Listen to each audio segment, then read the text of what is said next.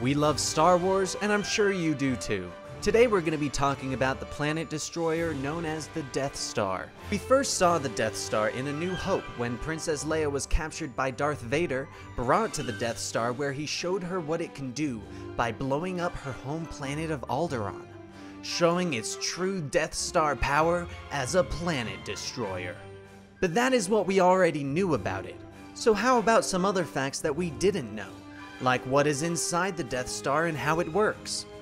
Well, the first Death Star was roughly 75 miles in diameter, and within it were many different things, like the Emperor's throne room.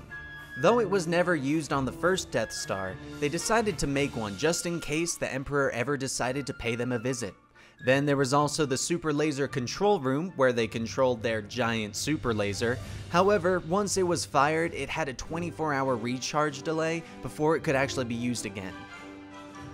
There was also the overbridge, which was where most of the orders were received. It was also the location of the command center as well as the commander's headquarters. And the commander of the first Death Star was Grand Moff Tarkin. The next location was the detention blocks. We saw this in A New Hope when Luke and Han went to save a captured Princess Leia. There was also the hypermatter reactors, which were used to power the entire Death Star. But once they are destroyed, boom! Goodbye, Death Star! And of course, we can't forget the garbage compactor where the Dianoga squid lives and feeds off the trash.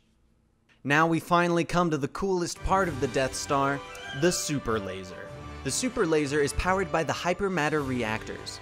The super laser works by sending multiple lasers through kyber crystals, similar to the ones in lightsabers, only much larger, into one giant planet-shattering beam.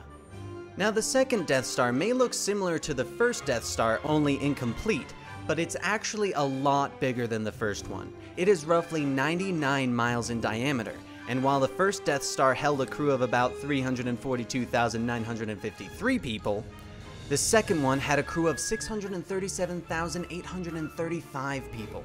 And the super laser on the second Death Star was much more efficient than the first one, as it only needed 3 minutes to recharge instead of 24 hours, making this Death Star a lot more devastating than the first one.